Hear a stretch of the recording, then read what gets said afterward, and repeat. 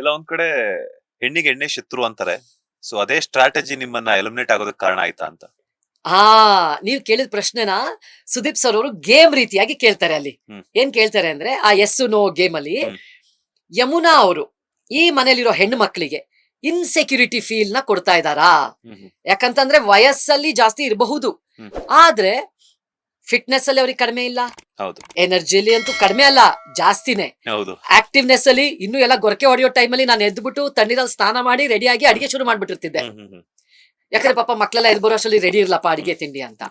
So ಯಾವ್ದ್ರಲ್ಲೂ ನಾನು ಕಡಿಮೆ ಇರ್ಲಿಲ್ಲ. ಆದ್ರೆ ಎಲ್ರು ನನ್ನ ನಾಮಿನೇಟ್ ಮಾಡ್ತಾರೆ, ಏನೋ ಒಂದು ಕಾರಣ ತಗೊಂಡು ನನ್ನ ನಾಮಿನೇಟ್ ಮಾಡ್ತಾರೆ. ಸೊ ಶಿಶಿರ್ ಅವರು ತುಂಬಾ ಒಳ್ಳೆ ಉತ್ತರ ಕೊಡ್ತಾರೆ. ಎಲ್ರು ಎಸ್ ಎಸ್ ಅಂತಾರೆ, ಆಗ ಶಿಶಿರ್ ಅವ್ರು ಎಸ್ ಅಂತ ಹೇಳ್ತಾರೆ.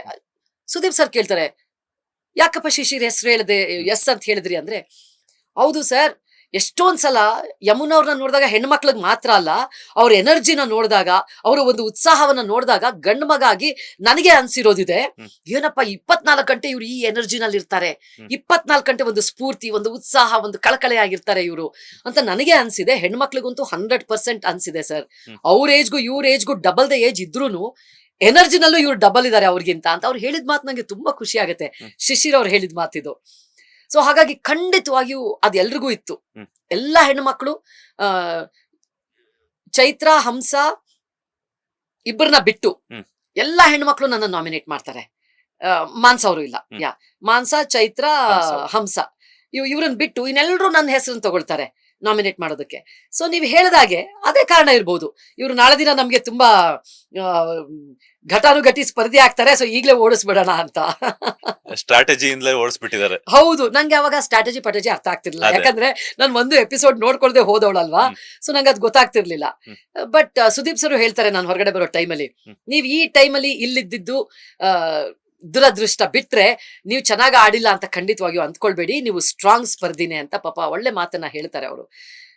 ಬಟ್ ಇಲ್ಲಿವರೆಗೂ ಇದ್ಬಿಟ್ಟಿದ್ದಿದ್ರೆ ನಿಜವಾಗ್ಲು ಎಲ್ಲರ ಮುಖವಾಡನು ಕಳಿಸ್ತಾ ಇದ್ದಿದ್ದಂತೂ ನಾನು ಗ್ಯಾರಂಟಿನೇ. ಪಕ್ಕ ಪ್ರಬಲ ಸ್ಪರ್ಧಿಯಾಗಿ 100% ಬಿಡ್ತಾ ಇರ್ಲಿಲ್ಲ ನಾನು. ಅಂದ್ರೆ ಪ್ರತಿಯೊಂದನ್ನು ನಾನು ಈ ದುರ್ಬೀನ್ ಹಾಕಿ ಎತ್ತಿ ಹಿಡಿಯುವಂತ ಕ್ವಾಲಿಟಿ ನಂದು. ಇವಾಗ ನಾ ಹೇಳದ್ನಲ್ಲ, ಗೌತಮಿ ಅವರು ಬಾಯಿ ಬೀಗ ಹಾಕೊಂಡು ನಿಂತಿದ್ದು ನಾಡಗೀತೆ ಟೈಮಲ್ಲಿ ನಾನು ಅಲ್ಲಿ ಸುಮ್ಮನೆ ಇರ್ತಾ ಇರ್ಲಿಲ್ಲ. ಅದನ್ನ ಖಂಡಿತ ದೊಡ್ಡ ವಿಚಾರ ಮಾಡಿರ್ತಾ ಇದ್ದೆ. ಕನ್ನಡದಲ್ಲಿ ಯಾಕೆ ಓದಕ್ ಬರಲ್ಲ, ಓದಿ ಅಂತ ಹೇಳಿ ಹಿಡ್ಕೊಳ್ತಾ ಇದ್ದೆ. ಅಥವಾ ಮಂಜು ಅವರು ಎಲ್ಲರನ್ನು ಮಾನಸಿಕವಾಗಿ ಕುಗ್ಗಿಸುವಂತ ಕೆಲಸ ಮಾಡ್ತಾ ಇದ್ರಲ್ವಾ, ನಾನು ಎದುರು ನಿಲ್ತಾ ಇದ್ದೆ.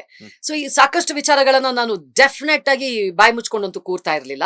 ಅದನ್ನೆಲ್ಲ ದುರ್ಬೀನಲ್ಲಿ ಹಿಡಿದು ನೋಡಿ ಆಚೆ ತರ್ತಾ ಇದ್ದೆ. ಲೇಟೆಸ್ಟ್ ಹಾಗೂ ಇಂಟ್ರೆಸ್ಟಿಂಗ್ ಸುದ್ದಿಗಳಿಗಾಗಿ ಬಾಸ್ ಟಿವಿ ಕನ್ನಡ ಚಾನೆಲ್ನ ಸಬ್ಸ್ಕ್ರೈಬ್ ಮಾಡಿ, ಹಾಗೆಯೇ ಬೆಲ್ ಐಕಾನ್ ಪ್ರೆಸ್ ಮಾಡಿ. ಇದರ ಜೊತೆಗೆ ಫೇಸ್ಬುಕ್, ಇನ್ಸ್ಟಾಗ್ರಾಮ್, ಎಕ್ಸ್ ನಲ್ಲೂ ಮಿಸ್ ಮಾಡದೆ ಫಾಲೋ ಮಾಡಿ.